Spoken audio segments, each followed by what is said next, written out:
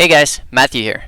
So today in the second episode of the top X ways to make currency in the first few days of a league, which can be extended to the first week of a league, we'll be talking boss killing. The good, the bad, the builds, the why, the how, and everything else.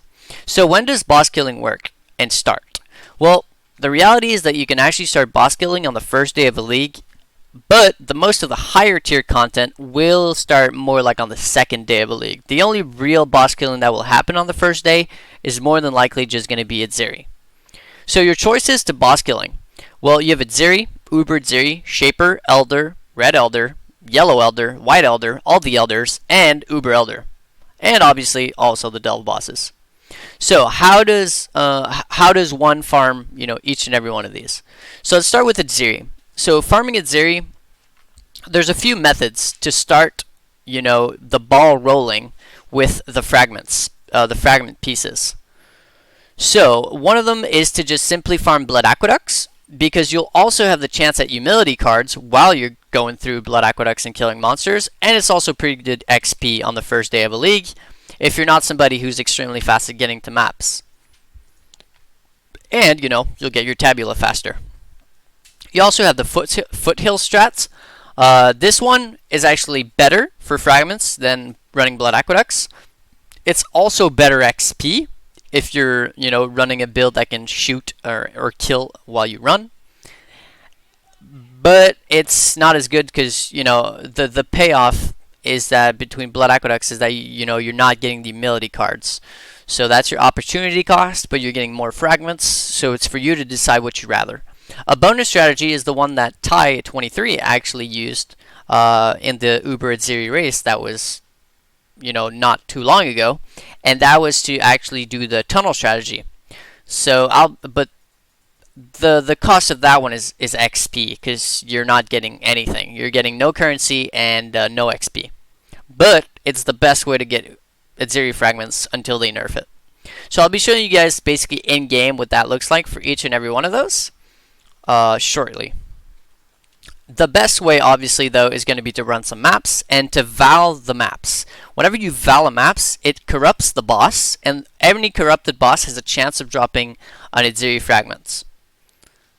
So the best method, as I wrote here, is to rush to maps, choose your favorite white map, if possible. Every atlas is different. We don't know what's going to happen with the next one, but choose your favorite white map that has triple bosses.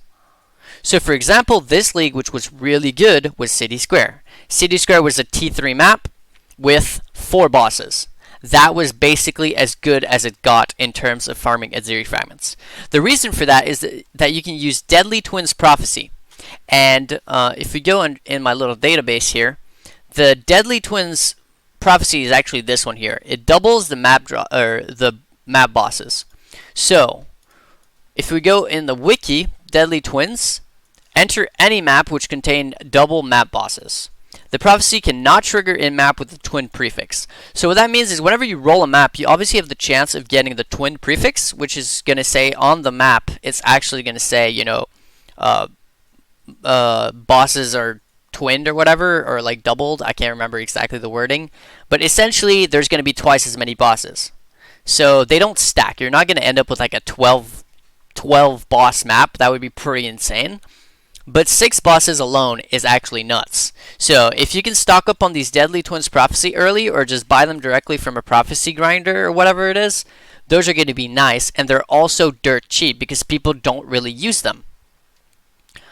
So you val the map, you use the Deadly Twins Prophecy, you have up to you have the chance of 6 bosses in your map, and if it doesn't proc, well, whenever you finish that map, you reseal it for like a silver coin or a few silver coins, whatever, and then you proc it back.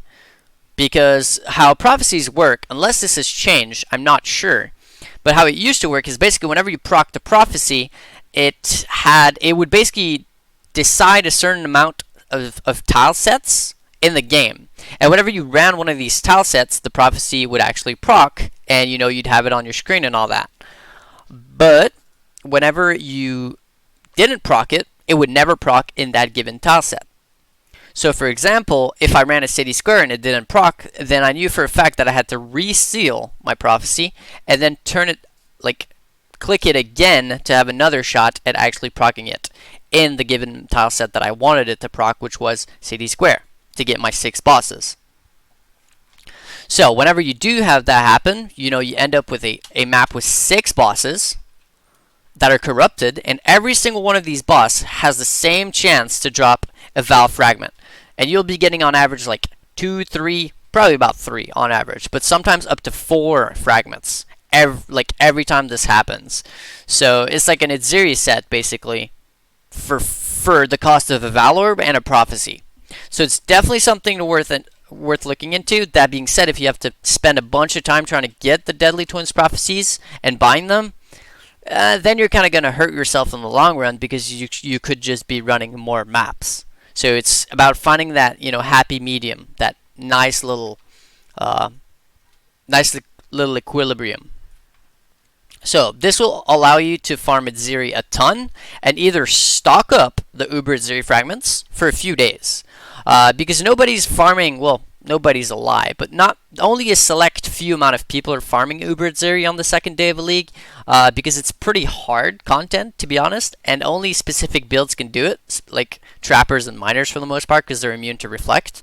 I guess a Slayer could do it, like in Legion, a Cyclone Slayer could have done it because they were immune as well to physical, so if you want like Impale, stuff like that, but being immune to reflect is one of those really big things, and being able to get through the trio is also one of the biggest issue with Uber Exile. So you can just stock up the fragments and sell them after a few days, because the prices will skyrocket compared to how cheap they are early.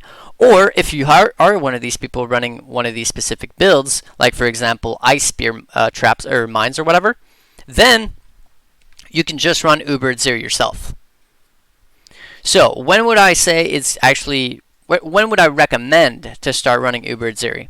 Well, I think you should start running Uber Exile after you've cleared up to your T15s on your Atlas. So the reason that is because Uber Exile is an item, not an item level, sorry, it's a level 80 zone, while a T15 is a level 82 zone.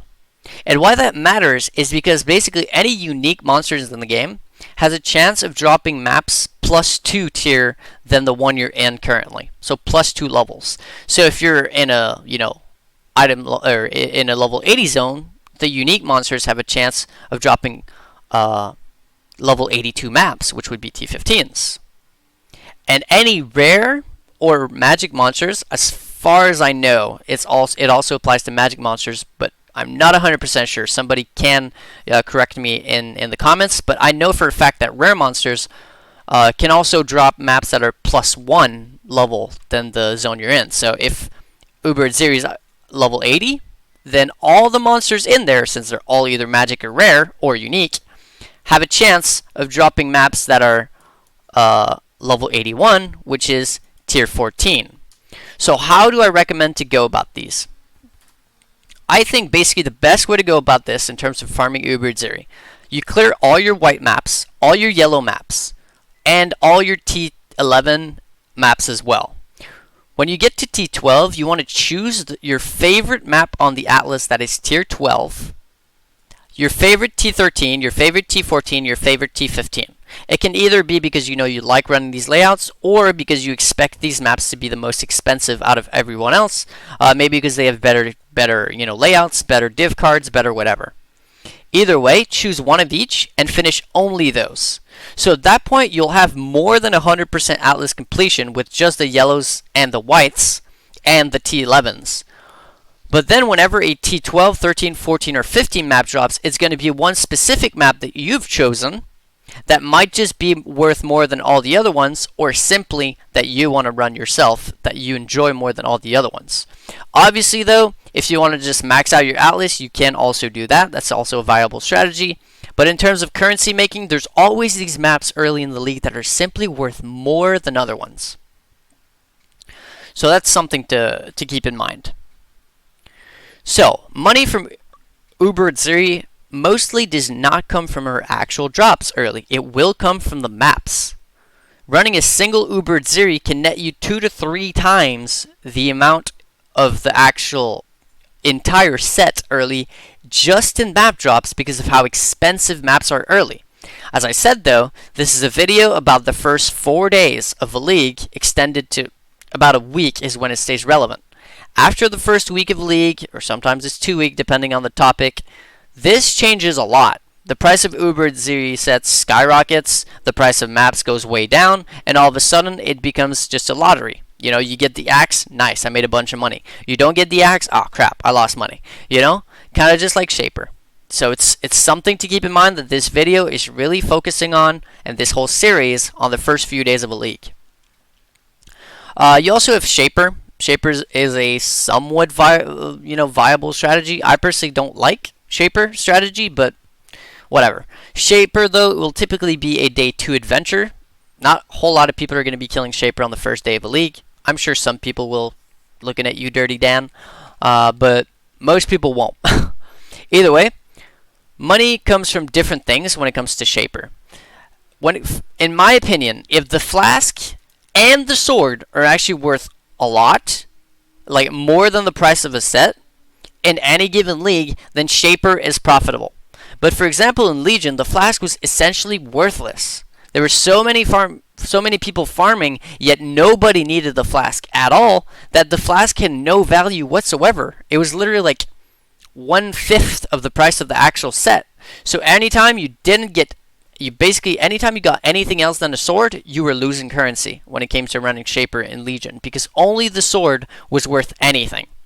Obviously, you have high item level T1 bases. That can be a nice little bonus. So like if you get like a item level 84 shaped lion pelt, that base alone can be worth a lot.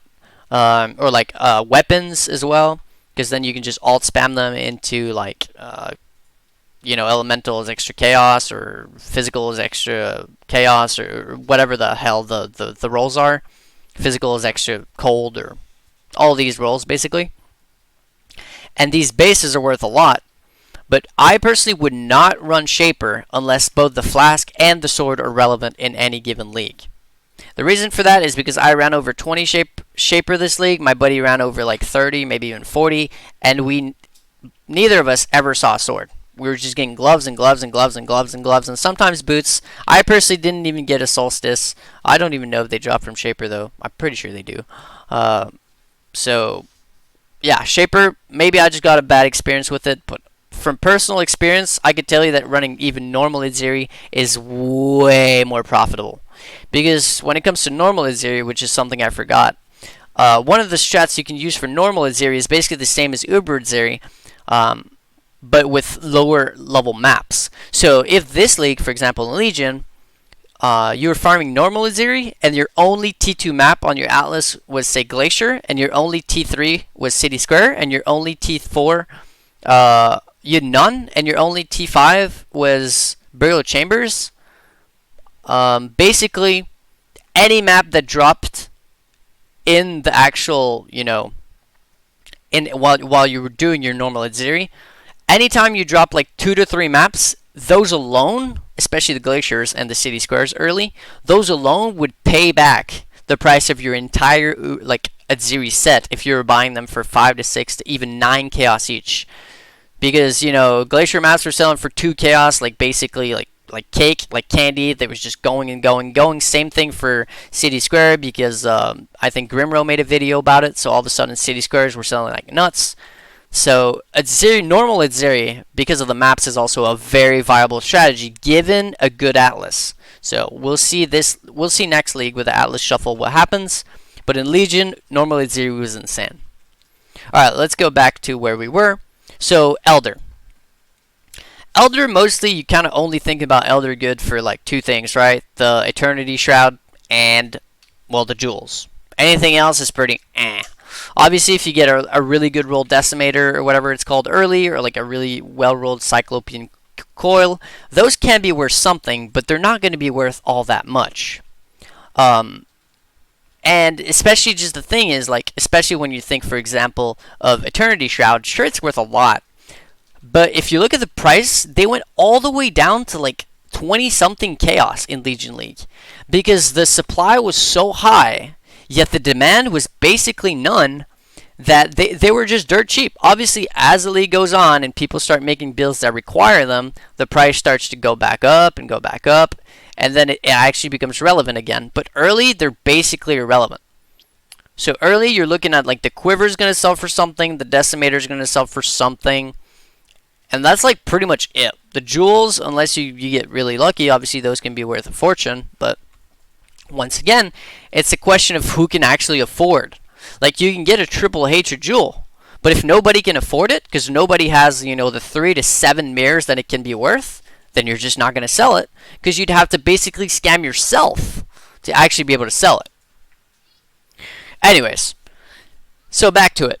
Delve bosses, I would personally disregard them, because, you're not really going to be doing delve bosses within like the first 2 to 3 to 4 days of a league. Let's just not even think about that. So where do you make currency? So boss drops are okay, as I've been talking about, but rarely affordable. So most people selling them early on actually end up scamming themselves, which is what I said. Maps are going to be big money, no matter which boss you decide to go for. Even thinking Shaper, which really doesn't really drop maps, or Elder. The thing is, to get to Shaper or to get to Elder, you have to do all the other maps, especially Elder, because you have to spawn him himself. Shaper, you can buy the fragments, which I don't recommend at all. Just buy the T16 maps, run those, get the fragments, and then run the Shaper. Because if you're buying just the set, you're essentially just you're just bleeding currency until you get a sword. If at least you're getting the maps, the Guardian maps, you're gonna drop the returns here and there. You're also gonna drop other things, and you get good XP, all that good stuff. So I would personally never buy the fragments. Just buy the T16 Guardian maps and just roll with those. So that's where your big money is gonna be in your maps. Maps are just so OP early. But also there's the other strategy, and it's to offer carries. Carries is nuts. Carries is just as good as map sells. Offering carries, so for example, if you offer like an Uber Azeri kill, 45 chaos, Shaper kill, 30 or 50 chaos, because you get the Elder Orb and people really want that. You can even charge like up to an Exalt. Like, you can charge some pretty insane prices if you're the first one there.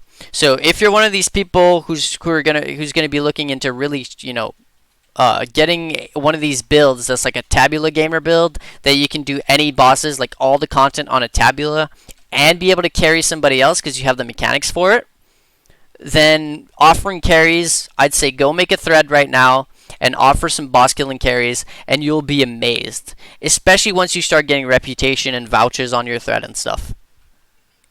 So that's why I wrote there. Make a forum thread, get your name out there, because the currency is actually incredible in the first few days. Because as I said, people want their Elder Orb, so they have to do Shaper. Not a whole lot of builds can do Shaper super early in the league. People want their drops from Uber Azeri, or even from normal Azeri, if it's a challenge, for an example. People want, the carries for Uber Lab. That's a different story. We're talking about boss killing, but offering carries for Uber Lab is also amazing currency. You can literally even offer carry for corrupted, T16 maps or T15 maps, because people are trying to complete their Atlas and they're not able to do corrupted Guardians and stuff. So offering carries is nuts. In my one video, when I talked about making mirrors and stuff, and I hinted at people and I was saying, like, the best way to make currency right now is killing bosses. I didn't actually mean killing bosses, boys. I actually meant offering carries. It's just that good. So, now you know. Anyways. Builds. Mostly any trial and tested trapper or miner builds are going to be good for boss killing early. Anything that's immune to reflect is also pretty much mandatory for Uber Azeri, and is also pretty nice for mapping in general, but not necessarily as, required, since you can just re-roll the map. But for Uber Azeri, if you're running a non-immune to reflect build, you're probably going to end up killing yourself a lot, especially because early the fights are taking a long time because you're lacking damage. Because while Uber Azeri is not the hardest content in the game, early it's actually pretty damn scary, and the trial is also kind of really, really annoying. So I personally would recommend some mines. The damage is insane with no investment, and it frees up a bunch of jewel sockets because you don't need the hair triggers, unlike a trapper build. So my recommendation personally is farm Exile. Farm normal Exile on the first day of a league and even up to the second day. Then stock up on the Uber Exile fragments until you're done completing your favorite T14 and 15, and you can even go down, like I said earlier, your T12, your T13, whatever. But mostly, what's the most important part is having at least one T14 and T15, and then run your Uber Exile. You can even offer, challenge completion when you do it for yourself. So you just get to the boss, you get her in color range, for example. Then you have a couple people come in, give you like 20 chaos each or whatever. Just color, boom, easy currency. But you can just chain Uber series for your own sets without having to worry about like getting people to carry or anything like that. And it's going to be pretty insane money just because, like I said, because of the maps.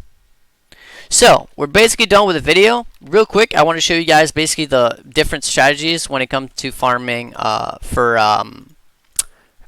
fragments for Exile. So one of the strategies is obviously going to be Blood Aqueduct. Blood Aqueduct is just a really good zone, but you get some good XP, get your tabula cards. It's just basically, honestly, it's nice, but it's not personally my favorite. But if you're wanting to go for a tabula and you need a tabula to make your build work, for example, then this just might be the best farming strategy for you. Just follow along. I'm sure every single person ever has farmed Blood Aqueducts at some point. And whenever you run into some corrupted zones, then just do them, and you'll have a chance at well, not a chance. You'll get at least a fragment every time, as far as I know. The other solution is Foothills. Foothills is another zone that you can farm in for Uber Exile fragments. Basically, before the tunnel strat was actually found, this was like the strat this was the strat that was kept secret for so long, the Foothill strat for Exile fragments. But now that the Exile race actually happened and people started looking at the best zones for it, people found out all the hidden strats, and now they're kind of known. But yeah, in Foothills, basically you want to run and hug the top wall from the waypoint to the tunnel, and then run it back. The reason for that is because the actual corrupted zone, always basically spawns right here whenever it's there, or I think it can also spawn right here. But that's it. So if it's not there or there, just run into the tunnel and then reset the zone and go right back at it. And that's basically it. That's how I personally advised people for farming, Exile fragments. As you can see, it always spawns here. It never spawns at the bottom of the map. It never spawns at other places. It always spawns like pretty much right here. Or well, if it does spawn at like the bottom of the map, for example, you don't really have to worry about it. You just hug that wall, and it's always pretty much right there. And this is probably going to be the best way to farm the fragments and to get XP. Now, if all you care about is the fragment, the tunnel strategy is the best. So the tunnel strategy actually works with the mini-map. As you can see, basically all you do is you reset the zone. And if a corruption zone does spawn, you will see it from the waypoint. So let's see if we can get one to spawn. I think it's something like 120 is what Ty23 said. I personally never really tested. I actually knew about this strategy, which kind of troll, because I did a lot of research, but I never actually checked out the true numbers. But my game is also very small right now, so it might be hard to see. But I know for a fact, if you just sit here and reset this zone, eventually you will see a corrupted zone appear. There are two different places where the corrupted zone can't spawn in this area, but you will only see one from the actual waypoint. So if it spawns at the other place, well, tough luck, you're not going to see that one, and you're going to miss it. But that's okay. because you want to go for consistency, and you basically want to not have to move at all. You just spawn in, you reset the zone, and when you get a corrupted zone, you just want to see it and get to it. I'm not really getting lucky here, though. Oh, eventually, it should happen. I'll go for a bit more. Otherwise, I'll be linking Ty23's video in the description where he talks about this secret strategy. I don't think they fixed it or anything. They never fix anything mid-league, so they definitely didn't touch this. I'm just getting really unlucky here. Oh, there you go. So as you can see it from the waypoint. And, you know, you just go there. And that's the best possible way to farm Exile fragments before getting to maps. Obviously, doing the whole twin bosses strategy is way better. But when it comes to before getting to maps, nothing is going to beat this strategy. And, you know, there's no investment. You're just basically resetting the zone as many times as you need. And, you know, that's actually a pretty good strategy because corrupted zones have a chance of dropping 6 links because they dropped only corrupted items, right, from the chest at the end. So they don't only drop the Exile fragments. They also have a chance of dropping corrupted 6 links. And any corrupted 6 link with half decent colors for any meta skill is going to be worth like 10 times more than a tabula. No matter what the stats are on it, because no matter what the stats are, it's still better than a tabula. Unless you get, let's say, like mana and like, I don't know, like stun and block recovery with like thorns or something. Yeah, that might just not be worth a whole lot. But anything with like even just a little bit of life and a few resistances, and you're in for a few exalts. So that's basically the video on boss killing early. I think I went over everything I can think of from both how to farm for the Exile, the actual boss killing, where you make your money, and everything else. So that's going to be Matthew signing out. Until the next one, hopefully you enjoyed, hopefully you learned a little something, and I'll catch you guys in the next one. Peace. Oh, I had to restart the video a few times, so I totally forgot. But a huge shout out to my Patreons. Actually, 3 of you now. One of them which wants to remain anonymous. But thanks to Alex and thanks to Jose. You guys are fucking awesome. I'll catch you guys in the next one for real.